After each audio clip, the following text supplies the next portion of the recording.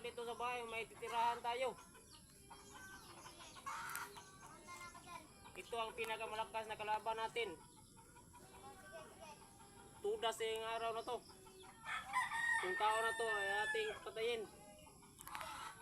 Ngayon na. Punta ka.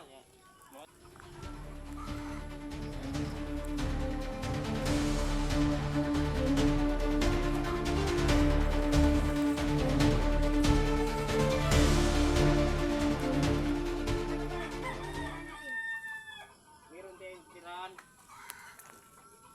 Mga dalawang grupo na nagtangkang patayin tayo. Kailangan natin bumawi.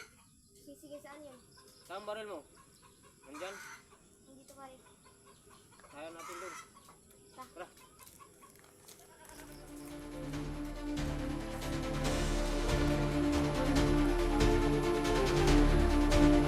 Abangan ang part 2 ng